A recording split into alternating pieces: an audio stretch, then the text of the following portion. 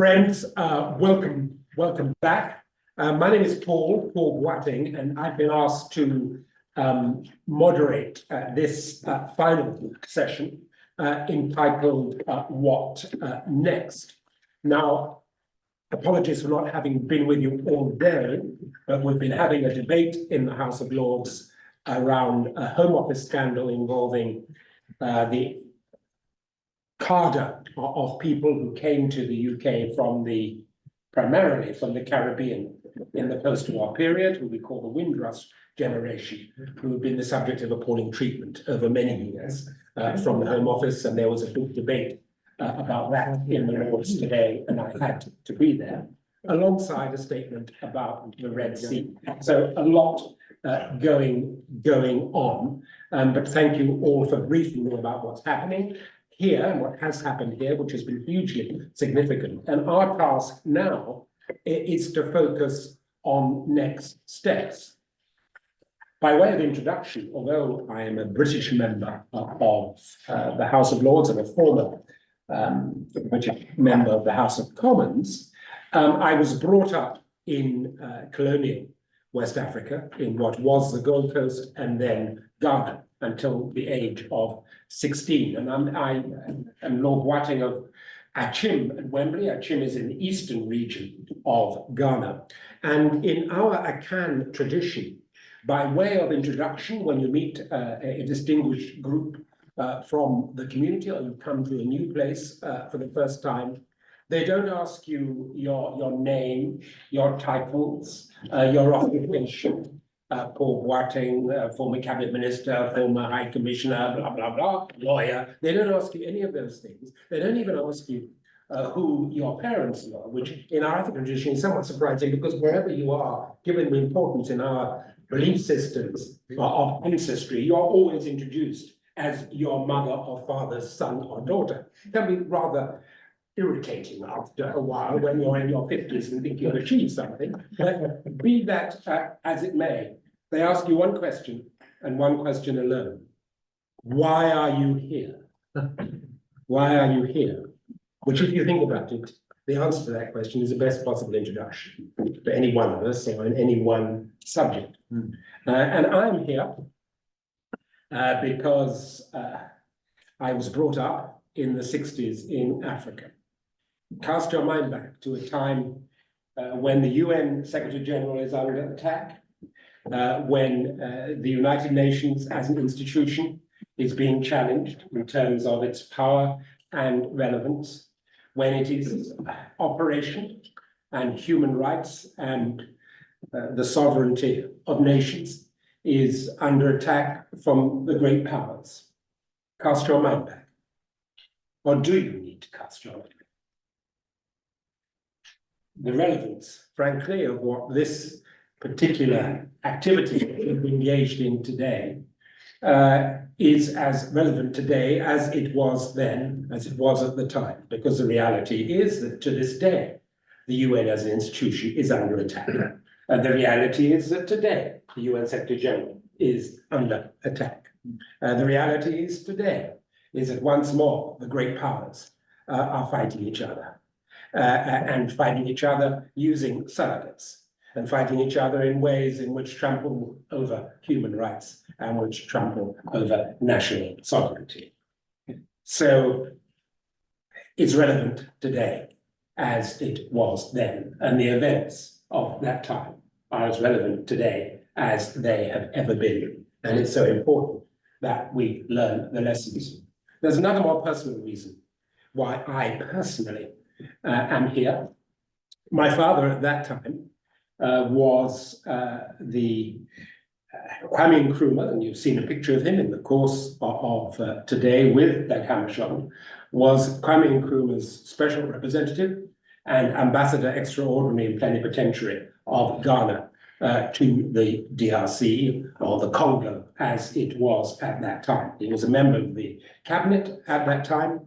But Kwame was extremely concerned, as you've seen and heard, events in the Congo at that time. And my father was sent there as an ambassador extraordinary, and was the last ambassador to see Patrice Lumumba as a free man. And I remember in our house in Ghana, the day the death of Dag Hammarskjöld was announced. And I remember my father's and mother's reaction and the reaction of everybody in Africa to that death. And the reaction was, they've got him. That was the reaction. That the agents of the great powers were on the ground. That there were forces at work in the Congo, in Katanga, in Congo, Libreville, who wanted him dead and who wanted a particular outcome. And I remember my mother's crying and my father's grief. So that's what happened. And you're here because you care about the man, you care about his values, you also, and importantly, care about truth and care about strong multilateral institutions and respect for human rights, and see the truth and access to information as the best possible safeguard of them going into the future. That's why we're here, and that's why next steps are so important. And so I'm going to invite, if I may, first of all, Joe Laurier, and then Dr. Melba, and Dr. Maley, and Maureen Pickard to respond and to give us their sense of today and of what we might usefully do and focus on going forward. So if I could begin with you, Joe. Thank you. Why am I here? So Susan and Gervais invited me. Why did they invite me? Because I met Susan in 2011 at UN headquarters in New York when she came after her book was just published. I've been a correspondent at headquarters in New York since 1990. I lasted until 2015, so 25 years inside that building. And at the time, I was the correspondent for the Wall Street Journal. And because of the disinterest of my colleagues and because of my intense interest in this story, I was the only one who reported on it and became a U.S.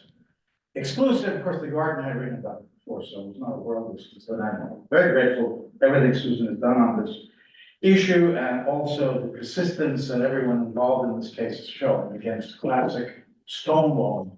I mean, it's extraordinary that you're pushing a story that's this old and the relevance is known everyone in this room and being denied by those who are being asked to give up their information. Why are they being asked? I've been asked because there is a belief here that I understand the inner workings of the U.S. government and intelligence agencies, and I hate to disappoint everyone, but they are discreet beyond all secret. They are secret for a reason, because they do things that they don't want other people to know about. And I think it's the continuation of doing those things that's at the heart of why there is this stonewalling. For example, Belgium apparently has been cooperative. Other governments have been cooperative. But Britain and the United States have not. And why is that? If we look at, well, I'll get back to that in a second. I just wanted to show you that, explain, in my view, that elected officials have very little to gain from cooperating on this. And even if they wanted to, especially in the US, most people don't even know what that Hammarskjöld was, I'm afraid to say. And US government officials, again, have nothing to gain, and it's not up to them, in my view, it's up to the intelligence agencies, which are enormously powerful in the United States, even domestically and politically. And we saw with the Church Committee, as Susan mentioned, that there was a history of assassinations by the CIA. We heard from Roger before and others, as Susan mentioned, that there were reasons why Dag Hammarskjöld was hated by the intelligence agencies in the US. You listed a whole bunch of them. In Vietnam, right away, was a problem. The FBI working during the McCarthy era inside headquarters to keep them out. They don't forget things like that, unfortunately. To my limited knowledge of how they operate. We also have to understand this picture of Hammarskjöld's body, and there's a photograph of a playing card in his car, an ace of spades.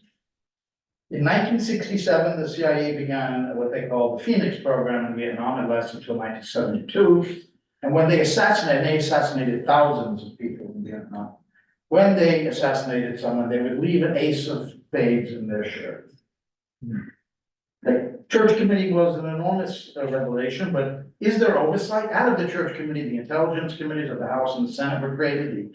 The FISA court, Foreign Intelligence Service Act, was created. So you have to go to a judge in order to get to wiretap someone. That wasn't the case before. But what has happened in these years since 1975? They lost this power they're pretty much rubber stamps right now. That's people I know who worked on the committee, who've been in the CIA, have told me. So there's not effective civilian or elected officials overseeing what intelligence committees do. When Hammarskjöld died, and there's so much circumstantial evidence we've heard today, this was a period of heightened assassinations by the CIA or others, we don't know, for example, JFK. They won't reveal documents that by law should be revealed. President Trump said he would do it, something happened to him, he decided in the end he wouldn't reveal it. This was by the House assassination system, which concluded that there was someone else involved, that these documents should be released within 50 years, but that's well gone now. And we don't have it yet. And the Mumbai, of course, mentioned RFK, Martin Luther King Jr., Malcolm X, was a whole period in which people were being very powerful and influential people whose behavior and interests conflicted with that of the United States. I think it's very hard for Americans and British people, maybe Westerners in general, to accept that our governments can do very bad things. I think there's been a very effective use of mainstream media and other ways to give ourselves an idea that we are really the good guys. We are doing things to spread democracy, to prevent human rights disasters. There's no other interest beyond that. This is a naive, childish view, but it's so widespread. And I think that's one thing we're up against here in trying to get anyone inside government or in the media or anyone who could apply pressure to say, well, wait a minute, maybe the US and Britain were involved in something very unsavory here. And I would appreciate that everyone here has clearly overcome that hurdle. They know that that's a possibility. So elected officials have nothing to gain from releasing these documents, and intelligence agencies, I believe, have a lot to gain by withholding them. Why aren't they cooperating? Unfortunately, they leave us in an uncomfortable position of speculation. Nobody here likes to speculate. You're a reporter, you're an academic, you're in government, you don't want to speculate, but that's what we're left with. There's so much circumstantial evidence here. What's missing is clear evidence of what happened to that plane, who was behind that. I think we know so much now, but we don't have yet a smoking gun. Is there one? We don't know. Will we ever see one? I think it's highly unlikely. And I would say something positive, and I apologize for not being able to. Joe, if I can push you very briefly on one thing. What's the one thing that we would suggest that could be done that would assist Justice Othman? I mean, I'd like everybody to think about that. So just give us one thing. Do you want to do that now, or do you want to think about it and then come back? No, I would say this. I think that since I'm working in the media, I think that it plays an important role here to pressure governments to make the public aware of this. We need public awareness and public pressure and in the context of all the history that I briefly that's been discussed here today. This is an important issue. It's important for the UN. I'm so glad that Ban Ki-moon, who I knew fairly well better than I covered every Secretary General since Thursday, quite all right, got to know Ban more than the others. And I was really pleased that he took this up and that Antonio Guterres has done the same. So publicity, Joe, briefly. Publicity is very, very important to put pressure on government. Yes. Thank you very much. Yes. Dr. Melba, Henny. Thank you, Lord Boateng, for your very touching introduction. Why am I here? Because truth matters. But that's too plain and simple a statement. That would mean I would have to be in a million places. Truth matters in uncountable events all over the world. By coincidence, biographically, I happened to become the director of the Hammarskjöld Foundation. And he was the second Secretary General of the United Nations. And the only one so far, and hopefully for all the history of the UN, who was killed in the execution of his tasks in office by trying to find a solution for the conflict in the Congo. And with him, 15 other members of the UN family. Until very recently, one of the biggest numbers that has, for very sad and unfortunate reasons, changed. So, given that constellation for me, truth matters maybe a bit more in this specific case than in the numerous others. And it should matter for many more people. It was the Secretary General of the United Nations killed in office with doubts, reliable doubts cast that this was a plain accident. I would expect that 190 plus member states of the United Nations would feel an obligation that truth matters. We know during today and on previous experiences that this is not the case. Truth matters for not so many of those member states as we would want to see, especially not those where we would expect they could be most helpful by providing information where we have access denied.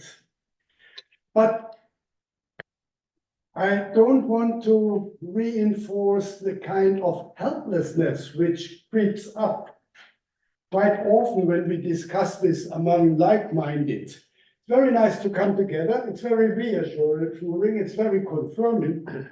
And then we part, and the next time we come together, we discuss the very same problems with some additional evidence collected, but nothing has changed in the demand to come clean on that issue. Joe has mentioned a very important thing, and it goes back to the question Martin Laut has asked this morning already, how to increase pressure. Media practitioners are the most important alliance we have. If they are not bringing it in the public domain in all countries, and in particular those countries where we in vain appeal to provide us access to information, then we fight a lost battle. The pressure needs to come through public discourse. That's the best chance we have. And so in our alliances, we need to try to find as many media practitioners and as many communication channels as possible to increase that pressure. Being a nuisance, as it was mentioned also today, embarrassment is a powerful leverage. We need to use that. It's a soft tool, but we are not having more than that. Sitting around here as scholars, what more do we have than a soft tool to try to get impact in a public discourse? Stephen Matthias was honest enough, and I'm grateful for that, to highlight the financial constraints of the United Nations, which also explains that Justice Othman had to operate on a shoestring budget from the beginning. That's very sad, but it's part of realpolitik, and I think it's even getting worse in our times. So instead of bemoaning that fact, we need to concentrate our energy and strengths to keep the fire burning. When Judge Othman presents his next report, we need to make all efforts that the mandate is extended, even with a symbolic budget, because that is the only way to keep the matter alive. And if the United Nations being loyal to the 1962 resolution, remains seized with the matter. It's not over. It gives us the background, the legitimacy, and the justification to remain a nuisance for those who have absolutely no interest in being compliant with the demands of Justice Osman and the Secretary General. Maybe one last visionary idea. The United Nations is a family, even a very fractious family. Well, family fights are very often the case. A family where you can form alliances of the willing, especially when it comes to normative values, pushing issues. My dream would be, under the current circumstances, to lobby for an alliance of the willing, which might be able and willing to create a platform bringing together Sweden, Ireland, Zambia, Zimbabwe, South Africa, and the Congo, the Democratic Republic of the Congo. Maybe one or two more, Norway, to create an alliance of the willing without putting millions of euro or dollars or whatever into it, but to create a public sphere, domain, to keep the fire burning, in addition and support to what the United Nations, through the eminent person, Justice Osman, is doing. I think symbolically, that would be a powerful signal. And it's the most we have at our hands.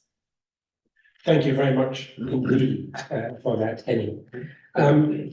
Dr. Amali, Alana, your Yeah. response. Thank you very much. And, just to stick with the theme, why am I here? I share the concerns and of course the interest of everybody in the room about truth and about justice, I suppose. But it's interesting what you said about the reaction of your family to Dag Hammarskjöld's death and the reaction across Africa, because I think there was a similar sentiment in Ireland. They got a moment when this was announced. Ireland being, the only post-colonial nation in Europe. And so the understandings of these kind of politics running very deep there, not least because of the loss of Irish peacekeepers at that time in our first peacekeeping mission in Congo. So that kind of also brought me to this subject.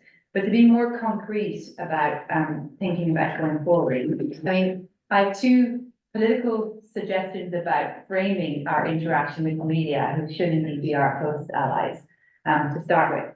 And the first thing is that we've woven a very tangled web here, both in our discussions today and in the report, about the lines of responsibility blending between state-sanctioned actions and those kind of more reckless and spontaneous actions by mercenaries. And I think in some ways that's very helpful, because we're still untangling the web of how, what was happening in the Congo and who was doing what. But in some ways, this also creates a problem when we want to argue for access to resources, because the argument for our access to resources is sometimes framed as this kind of fact-finding, finger-pointing, blame-assigning narrative, which it doesn't have to be. So perhaps in our framing of this politically to the media and to other partners to raise awareness around this, we have to divide a little bit what we want to uncover. It's unlikely, as Penning and Susan have pointed out, that we're going to find a smoking gun anywhere in any archive now. So it's really about access to information that is complementing what is already known, not about uncovering some kind of, treasure trove of documents with a whodunit answer to it. And so maybe in our appeals to the states who refuse to give access to their archives, we need to think about a different framing that separates the actions from mercenaries who were likely responsible one way or the other for this incident, from state sanctioned behavior, which may or may not be linked to that. So that might be one political suggestion to add more nuance into this debate. The second thing that I discussed very briefly with David already this afternoon is that we're at an incredibly critical moment for the UN now. I mean, we're always at a critical moment for the UN, right? But I mean, it's pretty bad right now for a bunch of different reasons, not least because of the humanitarian catastrophe that's playing out in Gaza. And yet we're faced with Summit of the Future in September. So in less than 6 months, this whole debate about reform and renewal is coming to a head. And I think there's an argument to be made to states like the UK especially and the United States, that if they want to counter their diminishing role, influence and power and prestige within the UN and harness that energy for future possibilities for the organization in September, that acquiescing to requests to reveal sources about an incident in UN history might be an opportune moment to curry favor with the states that they're being criticized by on lots of other issues, including Gaza. And of course, this goes very much towards this argument that we hear coming from global South states right now, which is that they are increasingly in a position of authority within the UN on current events. And so if we're seen to, if these states are seen to be more complicit to UN requests regarding what happened in one of the greatest crises in the global South in the 1960s, then it might also, create better political favor. So they're just two suggestions for political framing that we might use to kind of nuance and to introduce new elements into the debate about access to resources. To be more concrete, I mean, we need to look more into Belgian files. In my opinion, my very brief and enjoyable experience there 2 weeks ago suggests that there's a lot more. I think we need to look more at the files of private corporations, Anglo-American. Those files are here. Shell, of course, also here in London. Miniere, Compagnie Generale, Tanganyika Concession, all those groups. And moreover, also the archives of other African countries. I mean, as was mentioned, I think the AU archives in Addis Ababa are extremely interesting prospect. The Ethiopian archives, the Ghanaian archives have been fantastic. So I think that there we can broaden our archival base. We can't do it in 6 months before it's live, but we can do it probably after that if there's a new mandate. And the other thing, kind of more concretely, what can we do as academics? I think Henning is right. We can have the same discussions again, and all of us are so into this story that we could debate the elements of it, and I hope we do for the rest of the session today. But really what we need to do, maybe, and I like this idea of an alliance of the willing, but maybe what we need to do firstly is produce something together. And to me, what was always kind of lacking in the Hammarskjöld story is that we have a lot of fantastic publications that build on the story, but maybe just something simple like a timeline of events that's very clear what's happening to him and what's happening around him for the month before he dies or 6 weeks before he dies. So what is the political context in Catania, in Leopoldville, in New York, in the other countries? What does he know? When does he know it? To create kind of a documentary, evidentiary trail. And I'm thinking about something like the Cold War Center in Washington did for the beginning of the Congo crisis a few years ago. They created a narrative record, something like that, that would bring us together with a publication that then we go to these member states and say, now we have a document that we want you to sign off on as the beginning of a political alliance, that where we can use this framing to engage the public in a different way on this issue. I don't think it has to be very elaborate or very long. Nobody will read it if it's 700 pages. But I think something short and concrete that raises the main questions, but that traces the documents, the documentary trail of evidence of what happened, I think would be a useful starting point. Not least because this is a way to get more people interested in Could I ask a quick question? Is it possible for the Belgian government to form a commission and compel Unicor to give up its funds? I don't think you can compel any private corporation to open their eyes. Even if it's a criminal investigation? If it's criminal, they're less likely to do it, I think. But they, No. but I mean, the Belgian Commission had a huge success in the Lumumba assassination. What was really interesting about that is that they did blame the security services, but not really the Belgian state, right? So that's why that distinction, I think, is important. Thank you very much. If we can now, technology permitting, turn to Maureen Picard. Maureen, welcome. Thank you. Over to you. Yes, a lot has been said. I want to follow up on what Alana and Henning said. I maybe want to strike a note of optimism after everything that has been said. A lot of things can still be found. For me, the greatest example is what turned out of archives in France and Belgium. When we talk about good cooperation from those countries, you can also see that Brussels and Paris were eager to show some high degree of cooperation with the United Nations investigation and Judge Ottman.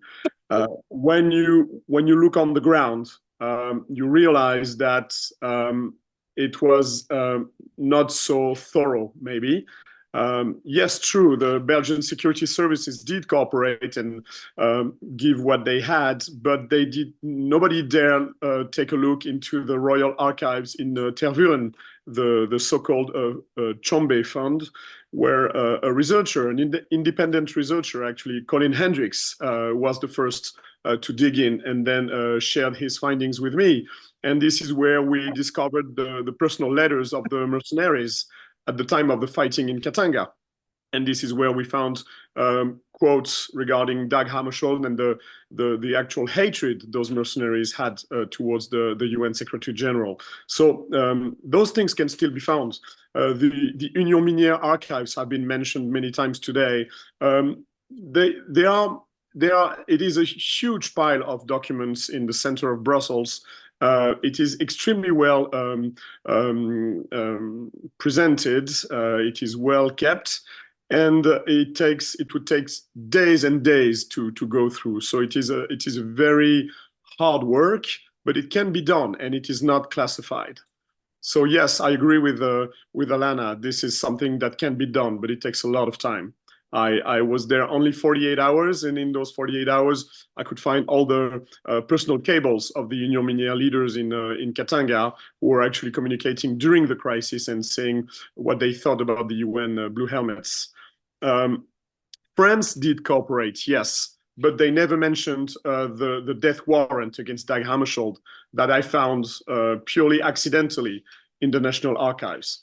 The explanation was that it was a facsimile. So facsimile means not authentic, so forget about it. It is not worth mentioning. It is very problematic because the folder which contained it bore the actual mention of the SDEC, French Secret Service, addressed to the Prime Minister. So it was a very serious document, and it was probably a forged document that we could discuss one day, but it is another story. So yes, even the good pupils show their limits. So for me, it adds to the fact that independent researcher can still bring a lot to this investigation. And yes, we can maybe work all together to see what can be done. But all those archives need to be searched. And the last point I would like to make is the archives in Africa. We need to stick to the facts. And those facts, away from any plotting Western leaders getting together to try to murder Dag Hammarskjöld. This is way too high. This is something that we will never have access to, even if those documents still exist. We will never get access to JCHQ or NSA transcripts from that night in Ndola. What we can still look for is the logs of the night landings in the border town of Kipushi, where the Rhodesian army was actually helping the Katanga secession and the French mercenaries. We have been, after this lone Dornier aircraft sold by Germany to Katanga in 1961, that was doing those night shuttles at the very time of the fighting. Where are those logs? Where are the logs of the Rhodesian army? We know they have been repatriated to the UK, which brings us back to the archives colonial archives in the UK. We also need the logs of the airport in Congo Brazzaville, because Brazzaville was the hub for all those mercenaries and all those ghost aircrafts at the time of the fighting. So can those logs still be retrieved? This is a question for those governments in Africa. So focus on the facts, not wait in vain for what will never come, those highly confidential archives from Western governments, and work together. Thank you very much indeed. Always good to go into a discussion like this on a note of optimism and can do. So let's at least maintain the can do, even if we can't maintain the optimism. Henning, I'm going to come to you, then I'm going to go to all of us, but see if there's anyone online so that everybody feels included. Henning. I just quickly want to correct a misinformation I gave earlier on when I said there are no files in the National Archives in Pretoria. That was based on an information by a scholar some 12 years ago. Someone now corrected me and said, in the meantime, at least, there is one file in the National Archives accessible relating to the visit of Hammarskjöld in 1961. I might have misunderstood the initial information that there is nothing beyond that file when it comes to the statements of Bishop Desmond Tutu, or that file was only added to the registry since then. Just for the record, there is one file in Pretoria dealing with Hammarskjöld's visit to South Africa. Thank you very much indeed for that. How are we doing online, moderator? So I think the comments of Henning and Alana about the coalition of the willing would have quite a bit of support from some of our online listeners. The suggestion that if the UN doesn't have the funds to support Justice Altman's endeavours to a greater extent, possibly other governments like the Swedish government might be able to do so. That's a view that's been expressed.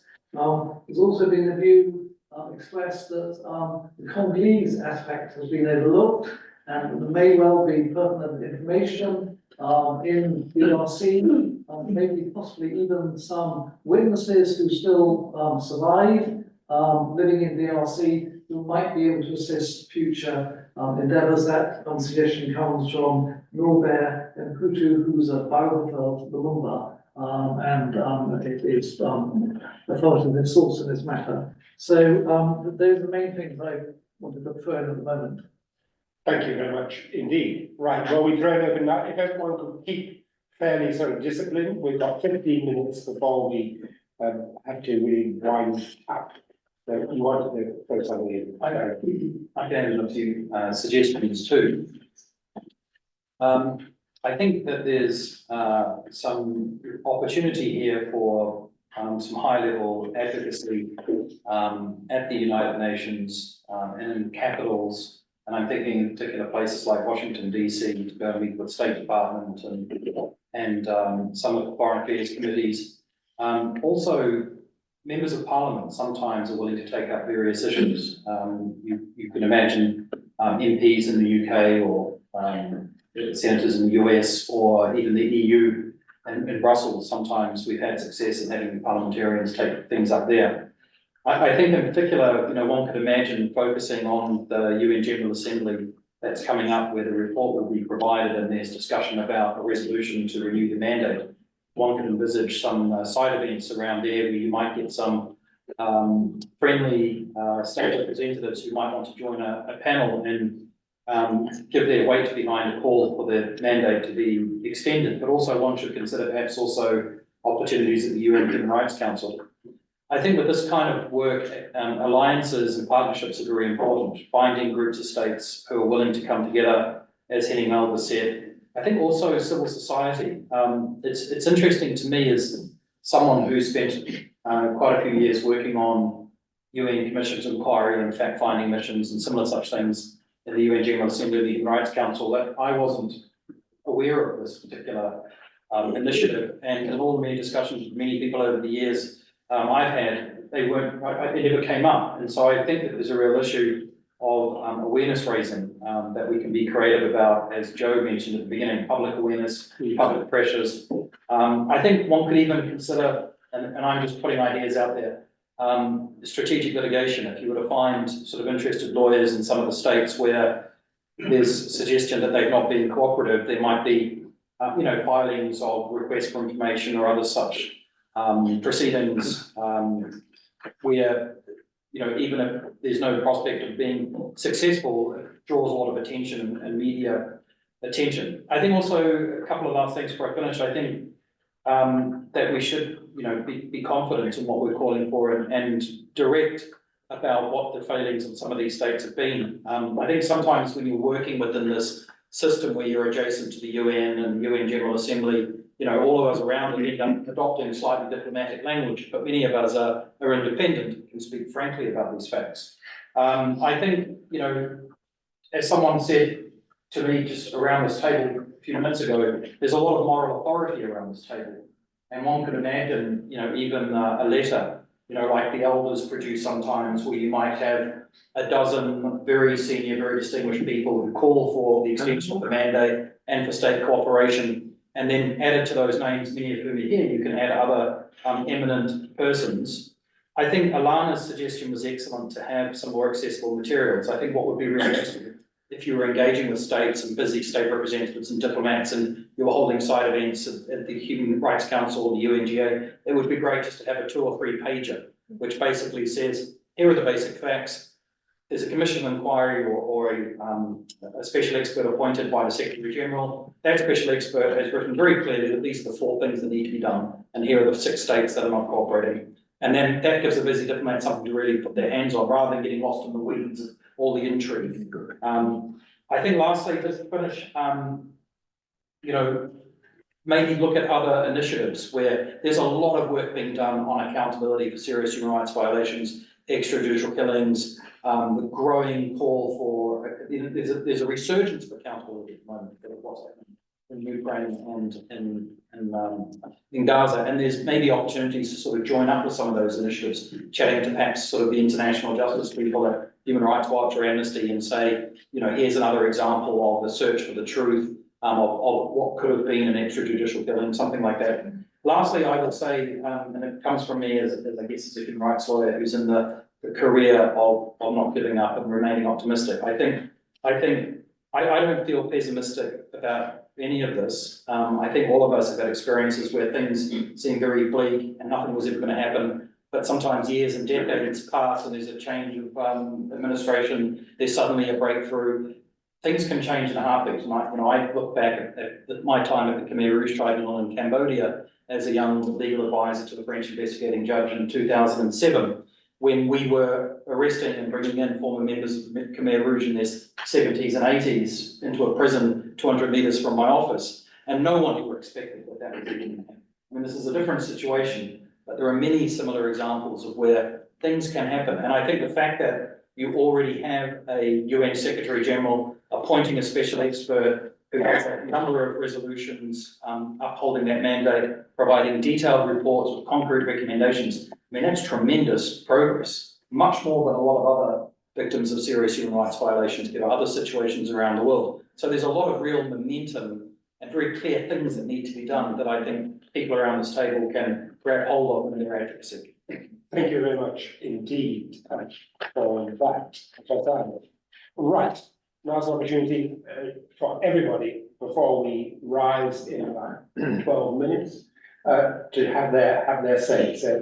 So yeah, thank you very much. I just wanted to go back to something that Lana O'Malley had said earlier, which is that both Alana and Susan Williams and others in this room have done fantastic work on the UN in the Congo, but there's still enormous questions, not just about the death of Hammarskjöld, but about the UN in the Congo more generally in 1960 and 61. Alana had said earlier that we just don't know in terms of what Hammarskjöld knew, when, from whom, how both decision-making and information flows work within the UN. So not to mention member states and intelligence agencies and everything else, but within the UN organization and peacekeeping organization itself. And on that, I just want to know, the UN files are also often confidential and still not declassified. So at a time when we're talking about trying to press governments to declassify their archives and make them available, I think we just have to note that there are many UN files that are still not accessible to researchers. I know this in the context of my own research in the 1960s, that many files from that period the UN still is not willing to declassify. So I think as part of any effort to try to encourage the UN to take a more flexible approach on anything over 50 years old in the UN would be something that should be reasonably easy to do. That's an important point, and we mustn't lose it. Thank you very much. And my hand, the thick old fingers are going to go all around the table. So now is your opportunity to put anything in your heart or your mind you want to say. Anyone? Yes. I just had a question. I think I had it from before Joel earlier. He's not here, but people have said that, media is going to be a partner for advocacy for this project or any other project.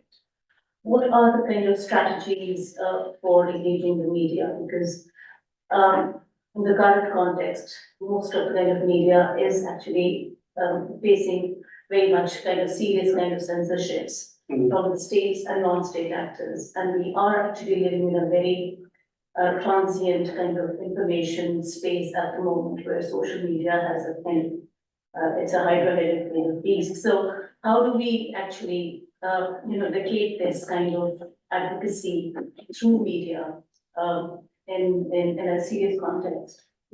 Any quick responses to that from anybody? How does one excite the media in this world in which it's so difficult to give anyone, get anything, with an attention span of more than 3 minutes? Any comments on it? Any other comments generally? Remember, the focus is on next steps. What can we do to assist the role of the eminent person? Susan? Yeah, we've seen in the UK, the power of the media in debates and the post office scandal, the way that exploded the issue, which had been dragging along over the years. However, I think, I still think there would need to be something over and above where we are now to excite someone to be the delivery. A Netflix documentary? Yes, yeah. No, I mean, I don't say that in talk. No, Because Netflix has huge power and it is a fascinating story. And you have the raw material for it, so maybe you should give them thought to that. But I would also add that and I said it earlier today, that the three recalcitrant nations, as it were, US, UK and South Africa. What about Russia? Well, I think not in this context, particularly, but I mean, in the Congo context, yeah. But I'm thinking particularly in the Hammarskjöld. But the South Africa case, I think is rather different to the other two. But I think if there were, a collection of half a dozen cases, you would certainly put South Africa in the mix as maybe having those records still. Now, obviously, there's been great destruction, there's been displaced records in South Africa, and there's probably a lot of, unclassified documents sitting in places. And Richard Goldstone could probably help us on that. But there's also been an awful lot of very worthwhile inquiry in recent years, freedom of information, all the rest of it. And Alana has raised, the links with Anglo-American and so on. So I would put those very much into the archival research. And I think if something significant came out of that, then it might well have the benefit of unbalancing the UK and the US's solid refusal to allow access. And the final point I'd make is that in terms of, we are facing a number of elections across the world this year. And South Africa is obviously, I think, first out, the UK and the US. So that is going to colour to some extent the power of political advocacy. But I think change, if it occurs, it won't occur in all those countries, will be a useful context in which to press ahead. Thank you. Okay. Yes, John. Arundhati Roy said once that her task is to simplify what seems complicated. I think sometimes that we blur the picture here in diplomatic language, and I'm a stern believer of naming and shaming. And I think we should be more bold to name and shame. And it can be done in a hearing, you know, in what I call the Sartre hearings, as other names as well, where we can dare to say, these people, this government could have done this, and they have not done it. Thank you. I continue, if I may, Robert Kent? Yes, and just to follow up, Mr. Molan, Jan Eliasson mentioned the Swedish film, the recent Swedish film on Hammarskjöld. I wonder if anyone has seen that. And will that support this initiative? Thank you. Yes, indeed, they have a day. So, I never have too many days. so, yeah, we normally go around in threes, but the film is the fifth film, I think, and I haven't seen it, but a film is a creation of its director, so we have to accept it. It might have a political angle. Coming back to Kingsley's, one of Kingsley's points about a general statement, a letter. Well, in fact, that's what we did 10 years ago. And it's quite interesting looking at the 56 names we had then. Some have passed on, of course. Bharti Ardesari comes to mind. And some of the others are on this Zoom call, which is great. But I think it's a good thing. At that time, we didn't have this political momentum behind us. We had nothing at all. Now we've got very much more. So I think Kingsley, it's a good point to take up again. The second point comes back to something that Alana and I were discussing earlier. If it wasn't, and it's a matter of record, that I think the UN had to make a provision for $360,000 for the continuation of the inquiry. In brackets, for those outside the UK, the Hillsborough football stadium disaster, the inquiry into that cost 50 million, and the accompanying police investigation, another 50 million. Let's put this into perspective. But coming back to what Alana and I was saying, so I said, Alana, if you had 10 times more money than that 350,000, what would you do with it? Well, begs the question of philanthropic giving and venture capital in a philanthropic way, which is being explored at this moment.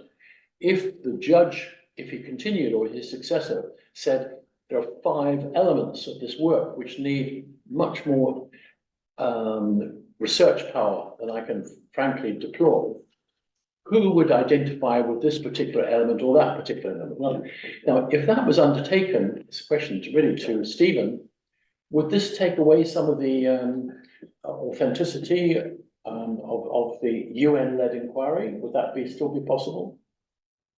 Secretary General. Thank you. Well, what you said, David, it ties in with the point I was planning to make anyway. So the current UN inquiry, as we know it, it ends with the submission of the report at the end of the summer. The current one. Now, Judge Altman's letters to member states have lists of very detailed questions. It seems to me unlikely that those questions will even be responded to, much less fully elaborated in the time available. You know, there's only a few months, really. So I think it will be for member states, of course, to decide on whether to have another extension. But I think you're right that it would be necessary to sort of organize that, right? So for member states to be aware that this issue is going to be coming up, and it will probably be necessary for there to be an extension. I continue to think the possibility of additional funding from the UN is a difficult set. But I do think as you know, in the most recent report that Judge Alderman made, he talked about the importance of private researchers. And I think the idea of trying maybe in a more comprehensive way to identify precisely what it is that private researchers could do, say, over the period of the next extension, to try to identify specific projects that they could take on, right, in some kind of coordinated way, maybe under the auspices of this inquiry. I think that might be a way, even if the governments themselves don't come through fully in the way that you hope they might, there might be another way to get some of that information from the side. So, Thank you very much indeed for that. I wonder now, as we have to wrap up, if I can turn to you, Professor Acton. We're very grateful to the Institute of Commonwealth Studies for hosting this event. Would you like to make some closing remarks? Sure.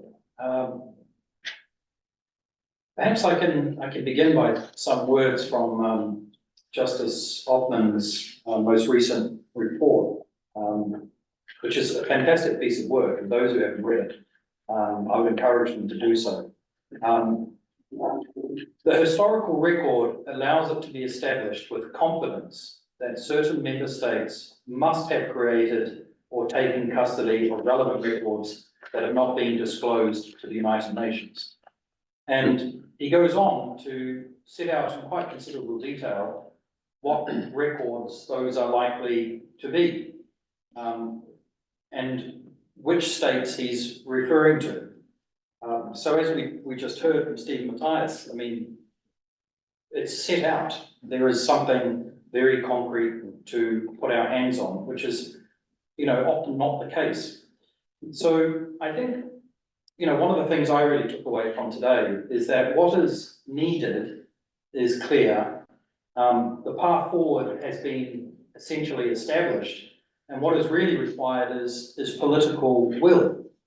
And so, we can all in our different ways, through the various means we just described, call upon states to answer Justice Othman's requests, and those of us who have different forms of influence can also put our weight behind that. I think time is short, as we've heard, and the family and the public have the right to know the truth about what happened today, Hammarskjöld. We've heard already, and I'll just say it again, that Justice Othman has until July when he will report to the UN Secretary General, and the UN Secretary General is scheduled to report to the UN General Assembly in September. So that's our timeline. So I think, it's been a tremendously useful discussion, particularly that last hour we just spent with Lord Boateng chairing those very concrete suggestions, which I think all of us can go away and think about and strategize around. And if I can just conclude on behalf of the Institute of Commonwealth Studies, I want to thank you all very much for coming. This has been, I think, a very important day and a very important conversation. I want to, in particular, thank those who really organised this event: Susan, Mandy, Gervais, David from the Westminster United Nations Association, my colleague Kay, the manager of the Institute of Commonwealth Studies, my colleague Karen, and also Park Kaio at the back there. They're very quiet. They've done a wonderful job. It's an event, I think, which was complex because of the online, in-person participation, with slides and audio and videos, and that is a very, sometimes a complicated thing to manage. You've done a wonderful job, so we're very grateful. And so, on behalf of the Institute, thank you all. I look forward to talking with all of you more about this important case in the future. Thank you. Well, thank you very much on behalf of all the participants. I just make this closing observation. In my experience, to move issues and events forward, it's always necessary to garner resources to that end. It's always necessary to establish relevance. You have to do that. This is not just a historical academic exercise with some ethical implications. It is highly relevant. The integrity of the office of the Secretary General of the United Nations needs constantly upholding. And the world needs reminding what happens when that integrity is undermined. In this instance, in the most direct and physical of ways. What is also important is the maintenance of the international rule of law. And that isn't something to which you simply pay lip service. You have to put your money where your mouth is. And if the international rule of law is to be maintained, then there should be no hiding place for murderers and those who have hired or sheltered or in any way conspired with murderers. And the upholding of international rule of law demands that such activity, even where it does not result in a prosecution, is exposed to the light of day. What we also know is that the murder of Patrice Lumumba and the death of Dag Hammarskjöld led directly to the collapse of a democratically elected government. It is highly relevant today that we should uphold democracy everywhere.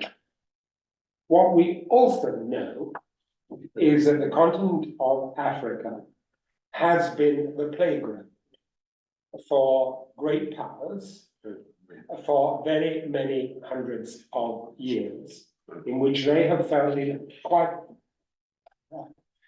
possible, and in which they have been able, without check, to put aside the niceties of governance and diplomacy and engage in criminal activity. I would argue that today that is being repeated on the ground in Africa. We know that at least one state-sponsored mercenary group, the Wagner Group, is operating in Africa today. We also know that they are operating in the Congo today and have operated actually for some considerable amount of time. We know, as a matter of fact, that all over Africa today, democratically elected governments are being attacked and mercenaries are being used to that end. We know that the overwhelming majority of member states of the United Nations are concerned about that fact. And therefore, if there's one thing that we need to do, it is to focus the attention of member states and their citizens on the immediate task of ensuring that the mandate is continued. So these matters are able to continue to be exposed to the light of day, and that these issues of justice and human rights and threats to justice and human rights are continued to be put to the fore in our international discourse at every level. So it is not just at a governmental level, it's also at civil society level. And that in order for that to happen, there has to be a degree of political will demonstrated. And we should take the opportunity that we have to make sure that politicians are aware of the issues And we should build on the proposal, very clear proposal that's come from this gathering, that a coalition of the willing is developed to that end. And there's one thing this group, supported by the Institute, can usefully do, it is to identify, and the presence of the Zambian High Commissioner today has been highly relevant and is very significant. High Commissioners don't just, as I know from my personal experience, don't just turn up at events like this willy-nilly. They turn up because they see a national interest. Zambia clearly sees a national interest. We want to extend it. Ireland, has over many years had a real interest and engagement on events in the Congo.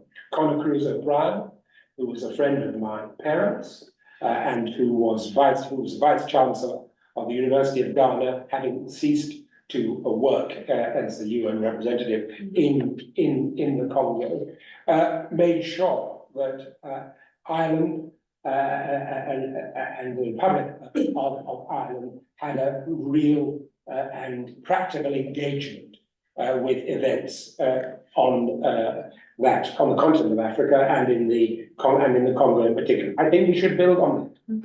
Yeah, I think that's a great Africa link to this. And thank you, and I think it's a very, very practical one. So I think there are things that we can do from today, and that we should bear in mind the important lessons we have learned about the way in which public opinion is affected today. I am not an academic, but I am an enthusiast for archives and archival studies. I chair the Churchill Archive Trust in Cambridge. One of the thrusts of our work is to encourage archival activity and the study of archival science in Africa, where I have to tell you it's under threat. The evidence that a number of you have referred to is crumbling and rotting away as we speak in African archives.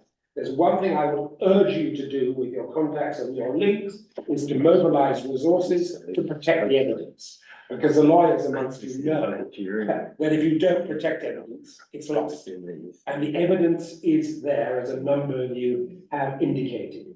So all these are very practical things that we can do, that we can take away from here. And I just leave you with the famous maxim of Frederick Douglass, the Black American activist at the turn of the last century, who said, and it's as true today as it ever was, power concedes nothing without a demand. It never has, and it never will. Power concedes nothing without a demand. It never has, and it never will. There's a lot of power around this table. There's a lot of power out there in the World Wide Web with which we have been connected today. We've got to use that. We have got to make the demand, and to use the power that you all have in civil society in relation to those who know the truth, and who must be forced to tell it, so that future generations don't simply repeat the mistakes of the past. So thank you all very much today for all you've done, and onwards and upwards. There's a famous South African phrase which I learned when I was High Commissioner there, and it's great that Archbishop Tabo's office have been involved with this process today, the primate of South Africa, and he will know that phrase, and it's this: Vikuzenze, Vikuzenze. And Vikuzenze means simply this: let's get up, get out there and go for it. Get up there and go for it. Vikuzenze. Thank you all very much. Very good.